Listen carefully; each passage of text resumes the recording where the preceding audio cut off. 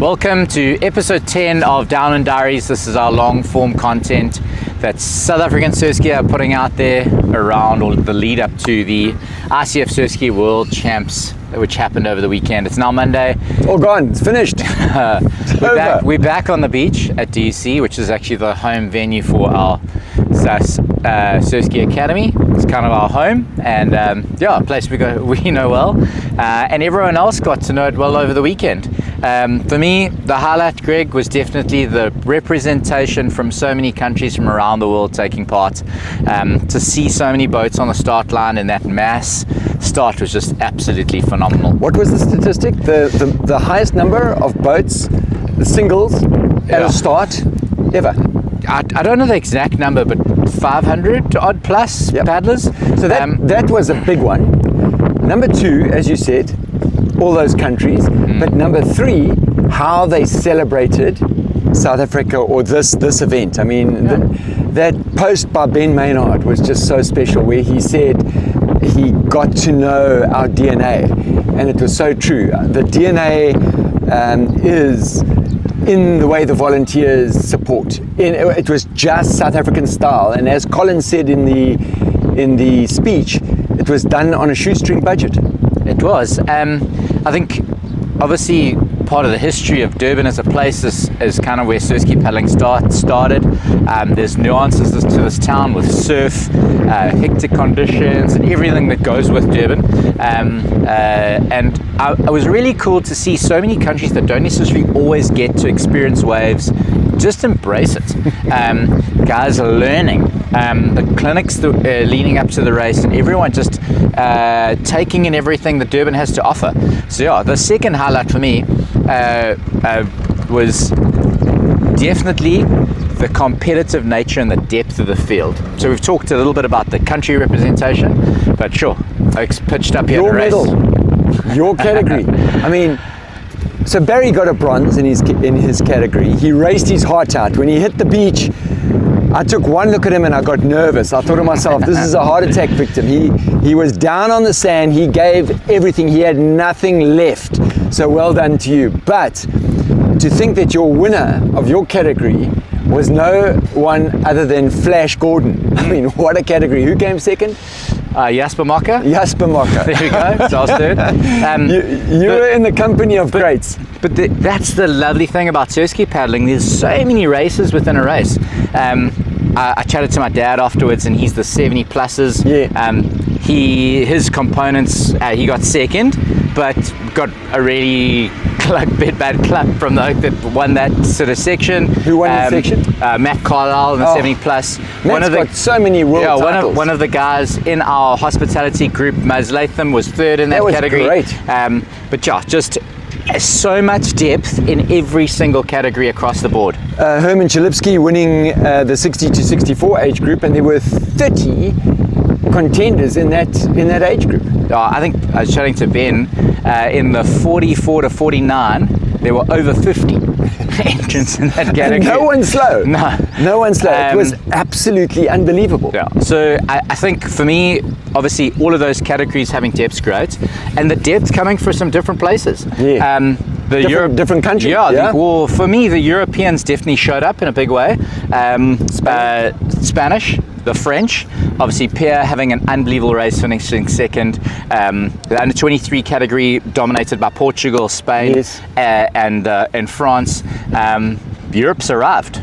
And they didn't arrive at a European race, they arrived at a South African race and did well. And they weren't scared to stand back to that shoreline and that shore break. So just on to conditions of the singles race, we've obviously had a recap of the doubles race. The singles race was raced in pretty benign conditions. You were able to see a lot of the live feed and the competitiveness. I was obviously on the water racing, so different perspectives. The first couple of Ks, as to expected in the Durban Bay here, was kind of smooth, but it broke up really quick. From 4 Ks in, we were running pretty nicely all the way to Umhlanga in some nice small bumps. From the turn, because that turn can halfway, it kind of is quite inshore at Umhlanga, it takes you out the swell. The wind had blown quite hard the day before, afternoon before, which means everything was going in that direction. There was definitely a lot of residual swell to catch, but the wind was dying. Barry, in the lead up, you sorry to interrupt you, you basically called it. The boys blew just after that can. Yeah. And you said, guys, manage yourself. The people who are going to fare well in this race are those people that manage themselves because the race was in the last section, and you called it 100%. Your line was actually perfect, that little bow. I looked at your tracks, they were spot on. Yeah, so the second half obviously became a war of attrition, and this is actually a comment I got to give it to in chatting to the lead up.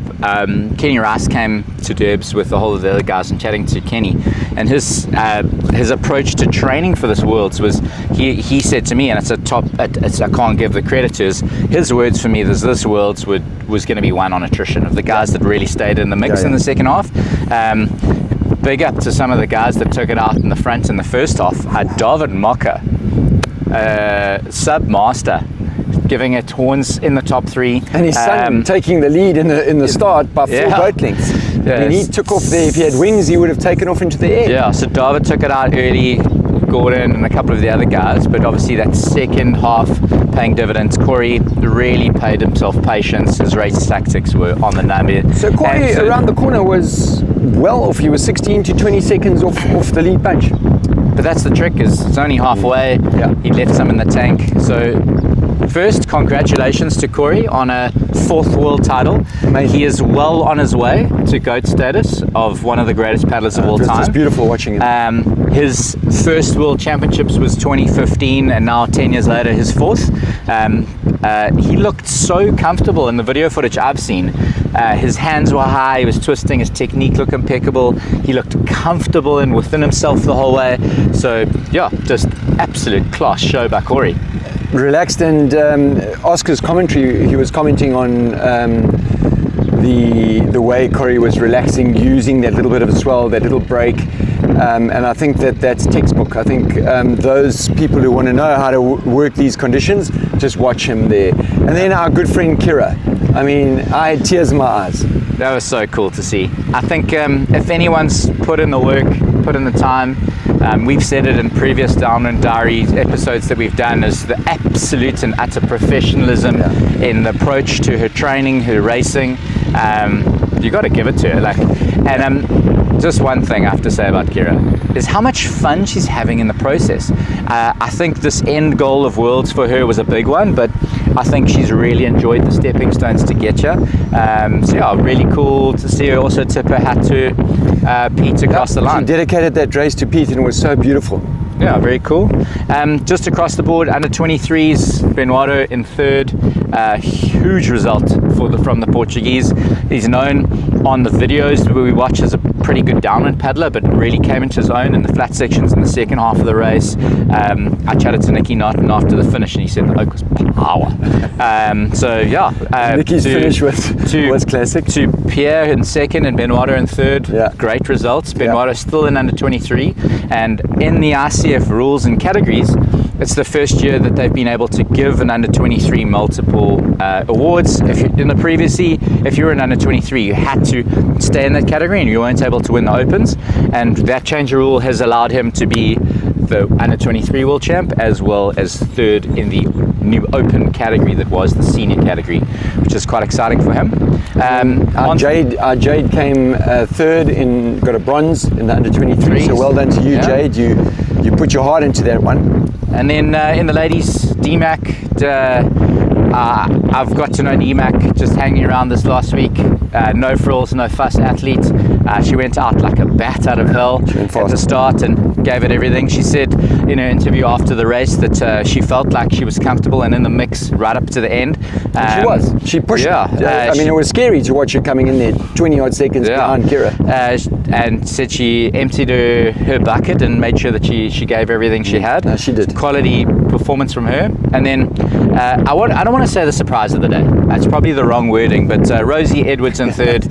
What a performance from the little one from the UK. I noticed that she's been spending a bit of time in South Africa, so she got a bit of South African push there before the time. Yeah, I think the Fishhook crowd, she's obviously come out to South Africa numerous times. She's done 1 or 2 life-saving seasons in Fishhook, so I think the Fishhook community will have claimed her. She's obviously dating what did she paddle? So was she paddling a fen? No.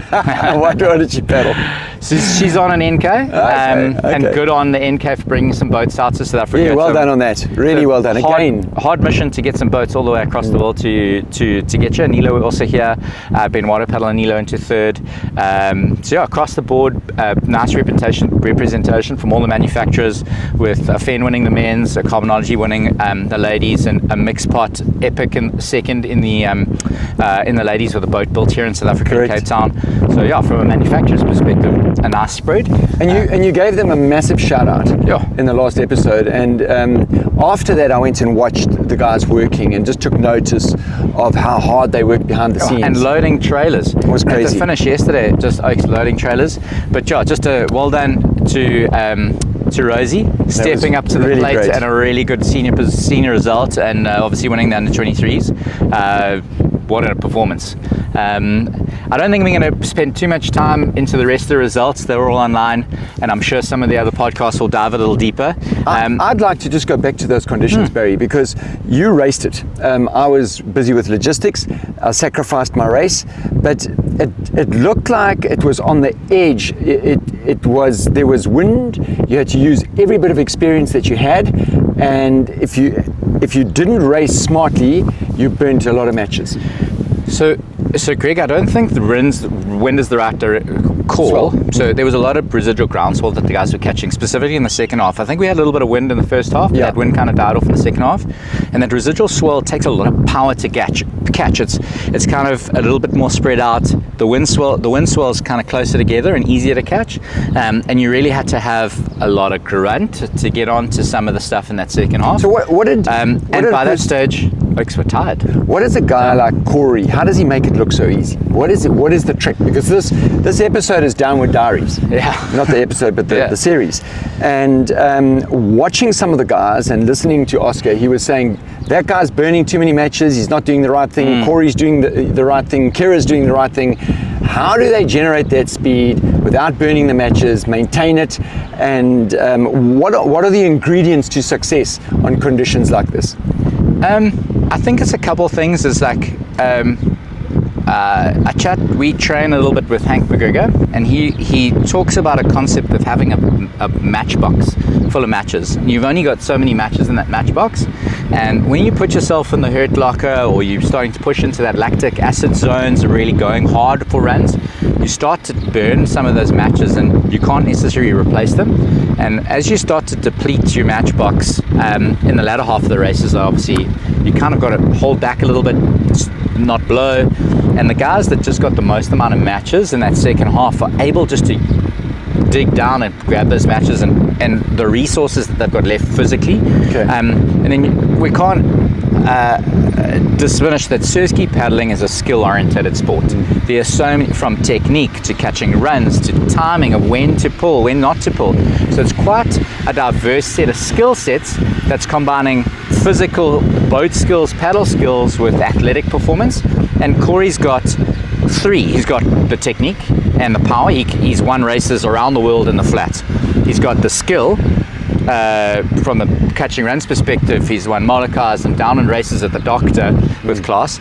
And then he's also got the experience from a racing perspective of knowing when to reach into those matches. And it's almost like a patience perspective. Not being in the lead at that first turn can play on someone's mentality quite tactically, and how your mental space can be. And he's just confident enough not to panic. Chatting to David after the race, there was quite a few guys still in the mix with 6Ks to go, and when Corey put his head down, just no one could match him. So I think a combination of a whole lot of things put together. I think someone lacking in some downwind skills, but maybe has some physicality, may not have come out on top. So some guys that have good downwind skills but not necessarily enough technique on the flat may be caught a little wanting yesterday. So pretty much an all-round paddler was going to win. I was very impressed with, I know this is not, our downwind queen, Sharon Armstrong. I mean, she must have used every bit of her experience to get the time that she got. I'm a little bit in Sharon's quarter, and that I would have loved another 25 knots with the wind. Yeah. I love it when it blows and you got your paddles down and you're really linking stuff together. So not traditionally Sharon's types of conditions. But she produced a good time. She did really well. Yeah. Actually, she must be super fit. Well done, Sharon, for getting up on some flatter conditions and getting the work done. Yeah, I think from our perspective, great race all round. Could the race organisers have called it differently? Who knows? It's not our job. It's all done. Yeah. It's history.